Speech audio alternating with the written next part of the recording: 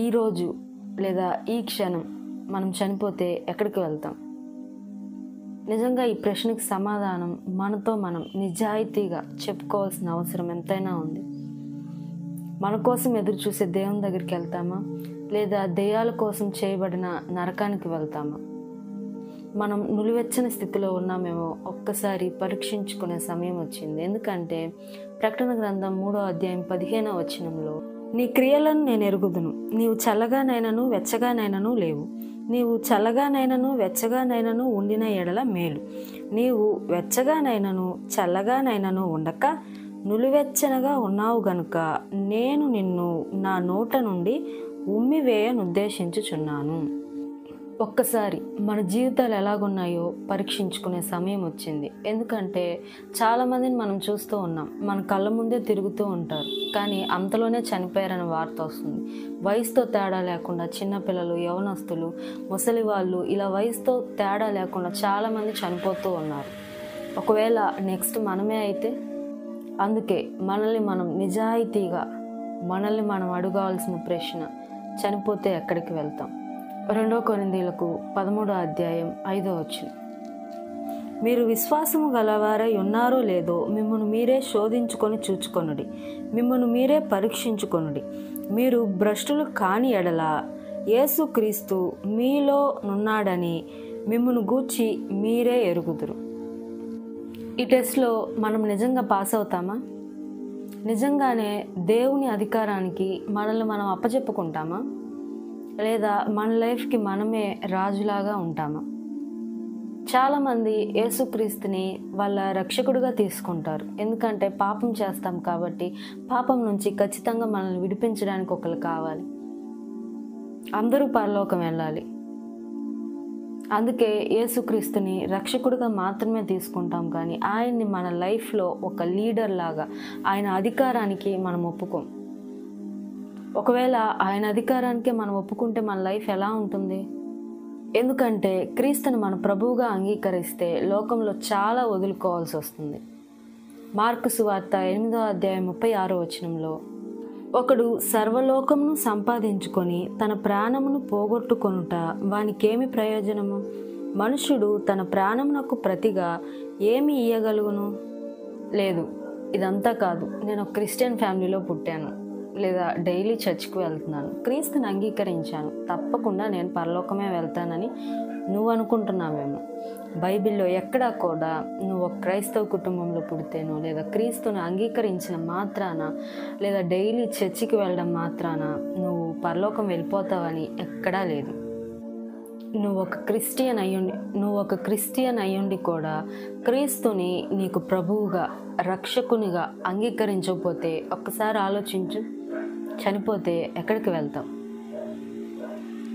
ప్రపంచంలో చాలామంది చనిపోతున్నారు. రోజుకి 150 మంది దాకా చనిపోతున్నారు ప్రపంచవ్యాప్తంగా. ఇండియాలో అయితే 2678 మంది దాకా చనిపోతున్నారు ఒక్క రోజుకి. ఆ సంఖ్యలో ఒకవేళ మనం కూడా ఉంటే మన పరిస్థితి ఏంటి? లేదు, నేను చనిపోతే తప్పకుండా పరలోకమే వెళ్తాను, ఎందుకంటే దేవుడు చనిపోతే నిత్యజీవం ఇస్తాడని నేను గట్టిగా నమ్ముతున్నాను, నా విశ్వాసం చాలా గట్టిగా ఉంది, నాకు చనిపోతే నిత్యజీవం ఉంటుందని అని నువ్వు అనుకుంటున్నావా? దెయ్యాలు కూడా చనిపోతే నిత్యజీవం ఉంది అని అనుకుంటున్నాయి. అంత మాత్రాన దేవుడు వాటికి కూడా పరలోకం ఇస్తాడని కాదు కదా. యాకోబు పత్రిక 2వ అధ్యాయం 19వ వచనంలో, దేవుడు ఒక్కడే అని నీవు నమ్ముచున్నావు, అలాగూ నమ్ముట మంచిదే, దెయ్యములను నమ్మి వణుకుచున్నవి. మన జీవితానికి క్రీస్తుని అధికారిగా ఉంచుకోవడం అంటే దేవుణ్ణి నమ్మడం కంటే కూడా ఎక్కువ. ఎందుకంటే దేవుడు అన్యాయంపై కోపంగా ఉంటాడు, పాపాన్ని అసలు సహించలేడు ఆయన. ఒకవేళ మనలో ఇలాంటి పాపం ఉంటే మన అధికారిగా ఉన్న క్రీస్తు మన కోసం రిక్వెస్ట్ చేస్తూ ఉంటాడు, మన పాపాలను క్షమించమని. మరి నిజంగా మనకి క్రీస్తు అధికారిగానే ఉన్నాడా? లేదు, చాలామంది అనుకుంటూ ఉంటారు, నేను దేవుని వాక్యాన్ని బోధిస్తున్నాను, దేవుడి మాటలు చెప్తూ ఉంటాను, ఎప్పుడు ఎవరో ఒకరికి లేదా షేర్ చేస్తూ ఉంటాను, బైబిల్ చదువుకుంటూ ఉంటాను, నాకు ప్రవచనాలు చెప్పడం తెలుసు, లేదా స్వస్థతలు చేయడం తెలుసు అని అనుకుంటున్నావా? యేసుక్రీస్తు అయితే ఇలాంటి వాళ్ళు ఎవరో కూడా నాకు తెలియదు అని అన్నారు. మత్తయి సువార్త 7వ అధ్యాయం 22-23 వచనాలు చూస్తే, ఆ దినమందు అనేకులు నన్ను చూచి, ప్రభువా ప్రభువా, మేము నీ నామమున ప్రవచింపలేదా? నీ నామమున దెయ్యములను వెళ్ళగొట్టలేదా? నీ నామమున అనేకమైన అద్భుతములు చేయలేదా అని చెప్పుదురు. అప్పుడు నేను మిమ్మును ఎన్నడూనూ ఎరుగను, అక్రమము చేయువారులారా నా యొద్ద నుండి పొండని వారితో చెప్పుదును. నిజంగా మనం చనిపోతే ఎక్కడికి వెళ్తాం? మనం అనుకుంటామేమో, దేవుడు ప్రేమామయుడు, మనం ఏం చేసినా ఆయన దీర్ఘశాంతంతో ఉంటాడు, చాలా ప్రేమిస్తాడు మనల్ని అని. నిజమే, దేవుడు ప్రేమామయుడే, ఆయనకి చాలా దీర్ఘశాంతం. అలాగని మనం ఏం తప్పులు చేసినా ఆయన చూస్తూ ఉంటాడని కాదు. మన గురించే మనం తీసుకుందాం. పలానా వాళ్ళని చూసి వాళ్ళు చాలా పాజిటివ్గా ఉంటారండి అంటే, వాళ్ళకి ఎప్పుడు ఎలాంటి సిచ్యువేషన్లో కూడా, కోప్పడాల్సిన సిచ్యువేషన్లో కూడా పాజిటివ్గా ఉంటారని కాదు, వాళ్ళు ఎక్కువగా పాజిటివ్గా ఉంటారని. లేదా ఇంకెవరైనా చూసి వాళ్ళని ఎప్పుడు చూసినా వాళ్ళు చాలా హ్యాపీగా ఉన్నట్టు ఉంటారండి అంటే, వాళ్ళు ఎప్పుడు 100% హ్యాపీగా ఉంటారని కాదు, వాళ్ళ లైఫ్లో కూడా బాధలు వస్తాయి. ఏడవలసిన టైంలో కూడా సంతోషంగా ఉంటారని కాదు కదా. సందర్భాన్ని బట్టి మనుషులమైన మన ఫీలింగ్స్ అనేది చూపిస్తూ ఉంటాం. మనుషులమైన మనం ఎలా ఉంటామంటే, కొంచెం కోపం, కొంచెం దయ, కొంచెం సంతోషం, కొంచెం జోక్గా, అలా అన్నీ మిక్స్ చేసి కొంచెం అని ఉంటాం. కానీ దేవుని విషయానికి వచ్చేసరికి ఏదైనా 100%, ఆయన ప్రేమించిన 100% ప్రేమిస్తారు. దాంట్లో ఎలాంటి ఒక డాట్ కూడా ఉండదు ఆయన ప్రేమలో. లేదా ఆయన కోపం వచ్చినా కూడా అంతే, 100% ఆయన కోపం చూపిస్తారు. లేదా ఆయన కనికరించాలన్నా అంతే, 100% కనికరిస్తారు. ఆయన క్షమించాలన్నా సరే 100%. ఒక్కసారి క్షమించారంటే ఆయన తిరిగి జ్ఞాపకం కూడా చేసుకొని అంటున్నారు. అలా అని ఆయన 100% క్షమించేస్తారు కదా అని మన పాపాలు మనం కంటిన్యూ చేయాలని కాదు. ఆయన 100% తీర్పు కూడా తీరుస్తారు. ఒక్కసారి ఆయన తీర్పు తీర్చారంటే దాంట్లో కూడా ఒక డాట్ కూడా పెట్టడానికి, లేదా మీరు ఇలా తప్పుగా తీర్పు తీర్చారని మనం చూపించడానికి కూడా ఉండదు. ఆయన 100% తీర్పు దినమున మన ఎడల తీర్పు తీరుస్తారు. ఆయన ప్రేమను బట్టి మనల్ని మనం మోసం చేసుకుంటూ అబద్ధాలు చెప్పినా ఆయన క్షమిస్తాడులే, దొంగతనాలు చేసినా ఆయన క్షమిస్తాడులే, లేదా ఒకరిని చంపినా కూడా ఆయన క్షమిస్తాడులే, భార్యని భర్త మోసం చేయడం, లేదా భర్తని భార్య మోసం చేయడం, ఇలా చేసిన తర్వాత మనం క్షమాపణ అడిగితే దేవుడు క్షమిస్తాడులే అన్న ధీమాతో నువ్వు పాపాలు చేసుకుంటూ పోతే ఆయన క్షమించడు. 1 కొరింథీ 6వ అధ్యాయం 9వ వచనం, అన్యాయస్తులు దేవుని రాజ్యమునకు వారసులు కానేరని మీకు తెలియదా? మనం తప్పులు చేస్తాం, దేవుడు కాదు. దేవుడు పర్ఫెక్ట్. ఇలా మనం చెప్పుకున్నట్లు అన్నిట్లో ఆయన పర్ఫెక్ట్గా ఉండడంలో కూడా ఆయన పర్ఫెక్ట్. తప్పులు మనమే చేస్తూ ఉంటాం. మనలాంటి వాళ్ళకి ఆయన దగ్గర స్థానం ఉండదు. ఇదే అధ్యాయం కిందకి చదివితే 1 కొరింథీ 6వ అధ్యాయం 9-10 వచనాలు చదివితే, మోసపోకుడి, జారులైనను, విగ్రహారాధికులైనను, వ్యభిచారులైనను, ఆడంగితనము గలవారైనను, పురుష సంయోగులైనను, దొంగలైనను, లోబులైనను, త్రాగుబోతులైనను, దూషకులైనను, దోచుకొని వారైనను దేవుని రాజ్యమునకు వారసులు కానేరరు. వీటిలో ఒక్క అలవాటు మనకున్నా కూడా మనం పరలోకం వెళ్ళం. నిజంగా మనం క్రొత్తగా జన్మించామా లేదా మన పాత జీవితంలోనే మనం ఉన్నామా? ఎఫెసీయులకు రాసిన పత్రిక 5వ అధ్యాయం 4వ వచనంలో, కృతజ్ఞత వచనమే మీరు ఉచ్చరింపవలెను గాని మీరు బూతులైనను, పోకిరి మాటలైనను, సరసోక్తులైనను ఉచ్చరింపకూడదు. ఇవి మీకు తగవు. వ్యభిచారి అయినను, అపవిత్రుడైనను, విగ్రహారాధికుడై ఉన్న లోబి అయినను, క్రీస్తు యొక్కయు దేవుని యొక్కయు రాజ్యమునకు హక్కుదారుడు కాడను సంగతి మీకు నిశ్చయముగా తెలియను.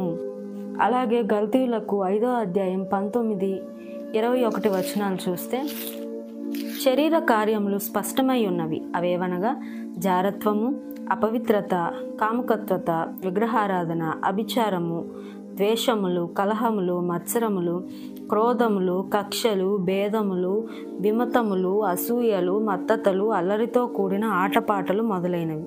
వీటన్నిటిని గూర్చి నేను మునుపు చెప్పిన ప్రకారము ఇట్టి వాటిని చేయువాడు దేవుని రాజ్యంను స్వతంత్రించుకొనరని మీతో స్పష్టముగా చెప్పుచున్నాను. ఇవన్నీ మనం చేయకూడని తప్పులు. దేవుని అధికారానికి ఒప్పుకున్న వాళ్ళు చేయకూడని తప్పులు. ఆయన రాజ్యంలో ఉండవలసిన వాళ్ళు ఇలాంటి అలవాట్లు ఏది కూడా ఉండకుండా ఉండాలి. నిజంగా దేవుని రాజ్యాన్ని పొందుకోగల అర్హత మనకుందా? వీటిలో ఒక్కటైనా సరే కొంచెం ఎక్కువగా నేను అబద్ధాలు చెప్పనండి, కొంచెమే అన్నా కూడా దేవుడు ఆయన రాజ్యంలోకి అంగీకరించడు. మనం దేవుని వెలుగులో ఉంటే ఇలాంటి పాపాలు ఖచ్చితంగా మనం చేయం. యోహాను సువార్త 3వ అధ్యాయం 16వ వచనం.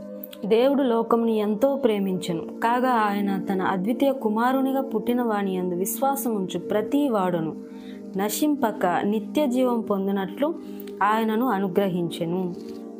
చాలామంది ఈ ఒక్క వచనమే చదువుకొని దేవుడు మనల్ని ఎంతో ప్రేమిస్తున్నాడని అంతవరకు వదిలేస్తాం. ఆ పైన ఏముంది, ఆ కిందేముందని మనం ఎప్పుడు చదవం.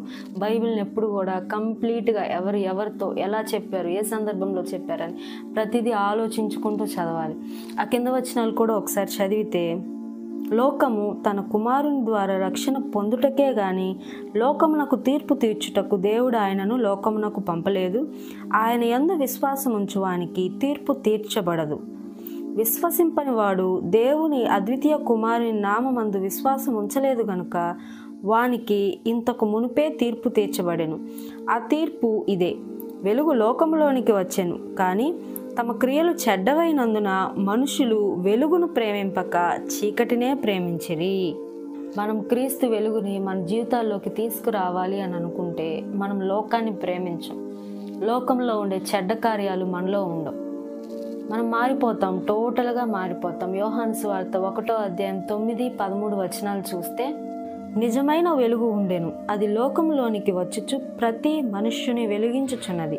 ఆయన లోకంలో ఉండెను, లోకం ఆయన మూలముగా కలిగెను గాని లోకం ఆయనను తెలుసుకొనలేదు. ఆయన తన స్వకీయుల యొద్దకు వచ్చెను, ఆయన స్వకీయులు ఆయనను అంగీకరింపలేదు. తన్ను ఎందరు అంగీకరించిరో వారికందరికీ, అనగా తన నామమందు విశ్వాసం ఉంచిన వారికి దేవుని పిల్లలగుటకు ఆయన అధికారము అనుగ్రహించెను. దేవుని పిల్లలుగా మనం మారాలి అంటే ఆ వెలుగుని మనం మన జీవితాల్లోకి తీసుకొచ్చుకోవాలి. ఆ వెలుగు ఎలా చెప్తే అలా మన లైఫ్ అనేది ఉండాలి. మరి మనం దేవుని పిల్లలుగా మారాలంటే ఫస్ట్ మనలో ఏముండాలి? మారు మనసు. మారు మనసు మాత్రమే మనల్ని దేవునికి దగ్గరగా చేస్తుంది. బాప్తిస్మిచ్చి యోహాను గారు చెప్పింది మారు మనసు. దేవుని రాజ్యం సమీపిస్తుంది, మారు మనసు పొందండి. మారు మనసు అది మన లోపల నుంచి రావాలి. మనం చేస్తున్న తప్పు అని మనకి తెలియాలి. మనం పాపం చేసాము, ఈ పాపం నుంచి మనకి విడుదల కావాలి అన్న మనసు మనకు రావాలి. ఈ పాపాన్ని మళ్ళీ మనం చేయకూడదన్న మనసు మనకు రావాలి. యేసుక్రీస్తు కానీ, బాప్తిస్మిచ్చి యోహాను కానీ, శిష్యులు కానీ చెప్పింది మారు మనస్సు. నిజమైన మారు మనసు మనలోకి వస్తే మనం దేవుణ్ణి కూడా నిజంగా కంప్లీట్గా ఆరాధిస్తాం. యోహాను సువార్త 4వ అధ్యాయం 23, 24 వచనాల్లో, అయితే యథార్థముగా ఆరాధించువారు ఆత్మతోనూ సత్యంతోనూ తండ్రిని ఆరాధించు కాలము వచ్చుచున్నది, అది ఇప్పుడునూ వచ్చి ఉన్నది. తన్ను ఆరాధించువారు అట్టివారే కావాలనని తండ్రి కోరుచున్నాడు. దేవుడు ఆత్మ గనుక ఆయనను ఆరాధించువారు ఆత్మతోనూ సత్యముతోనూ ఆరాధింపవలెను. సో నిజంగా ఇప్పటి వరకు కూడా నేను పాపంలోనే ఉన్నాను. క్రీస్తుని నమ్ముకున్న తర్వాత కూడా, అంగీకరించిన తర్వాత కూడా, ఆయన ద్వారా నా పాపాలు కడుక్కున్న తర్వాత కూడా నేను నా పాపాలు కంటిన్యూ చేస్తూనే ఉన్నాను అని మీరు మీ లైఫ్లో రియలైజ్ అయితే నిజంగా ఇదే సమయం మారు మనసు పొందడానికి, దేవుణ్ణి మళ్ళీ అడగడానికి ఇదే సరైన సమయం. ఒక్కసారి చేసిన తప్పుల్ని ఒప్పుకొని విడిచిపెట్టిన తర్వాత మళ్ళీ వాటిని చేయకూడదు. ఎప్పుడు మనం ఎలా ఉంటామంటే మనుషుల్ని చూస్తూ ఉంటాం, లేదా ఇంకెవరైనా మన పక్కన వాళ్ళు చేస్తున్న తప్పుల్ని బట్టి వాళ్ళలా నేను చేయట్లేదులే, వాళ్ళకన్నా నేను చేయట్లేదే, వాళ్ళకన్నా నేను బెటరేలే అని అనుకుంటూ ఉంటాం. మనం ఎప్పుడు పక్క వాళ్ళతో మన లైఫ్ కంపేర్ చేసుకోనే కూడదు. ఎందుకంటే లోకంలో ఎవ్వరు పర్ఫెక్ట్ కానే కాదు, దేవుడు మాత్రమే పర్ఫెక్ట్. మనం ఎప్పుడు ఆయన వైపు చూడాలి. ఆయన చెప్పిన మాటల ద్వారా, ఆయన చెప్పిన మాటల ద్వారా మన లైఫ్ అనేది మనం సరి చేసుకోవాలి. ఎందుకంటే వాక్యం అనేది అద్దం వంటిది. ఆ వాక్యాలు చదువుకుంటూ దేవుడి మాటలు మనల్ని ఎలా ఉండమంటున్నాయో ఆ ప్రకారం ఉంటే మనం దేవుని దగ్గరికి వెళ్ళడానికి అర్హత సాధిస్తాం. అపొస్తలుల కార్యములు 2:38 మీరు మారు మనసు పొంది పాప క్షమాపణ నిమిత్తం ప్రతివాడు యేసుక్రీస్తు నామమున బాప్తిస్మం పొందుడి. మారు మనసు, పాప క్షమాపణ అది ఒకరు చెప్పేది కాదు, లేదా ఒకళ్ళు తీసుకుంటున్నారు కదా బాప్తిసం మనము తీసుకుందాము అని కానే కాదు. ఎవరు ఏమనుకుంటారో మనం బాప్తిసం తీసుకోకపోతే, అలా కాదు. అది నీ లోపల నుంచి రావాలి. నువ్వు ఆ బాధని ఫీల్ అవ్వాలి. నేను తప్పు చేశాను, నాకు ఖచ్చితంగా రక్షణ కావాలి అని నువ్వు ఫీల్ అవ్వాలి. అప్పుడే నీకు పాప క్షమాపణ, మారు మనసు అనేది ఉంటుంది. ఈ పాప క్షమాపణ క్రీస్తు వలన మాత్రమే కలుగుతుంది. ఎందుకంటే క్రీస్తు మాత్రమే నీ పాపం కోసం చనిపోయాడు. లోకంలో ఎవ్వరూ కాదు. ఆయనలో ఎలాంటి పాపము లేదు. ఆయన ఈ భూమి మీదకి వచ్చి ఏ పాపము చేయలేదు. కానీ పాపం వలన వచ్చు జీతం మరణం. ఆ పాపం వలన నువ్వు మరణించాల్సిన సమయంలో యేసుక్రీస్తు ఆ పాపాన్ని అంతా కూడా కంప్లీట్గా నీ మీద ఉండే పాపాన్ని మొత్తం ఆయన మీద వేసేసుకున్నాడు. నువ్వు చనిపోవలసి ఉండగా ఆయన చనిపోయాడు. ఎందుకంటే నువ్వు దేవుని దగ్గరికి వెళ్ళాలి. ఈ పాపంతో ఆయన దగ్గరికి వెళ్ళలేం. ఆయన పరిశుద్ధుడు. పరిశుద్ధుని దగ్గర పాపానికి స్థానం లేదు. ఈ పాపంతో నువ్వు ఆయన దగ్గరికి కూడా వెళ్ళలేవు.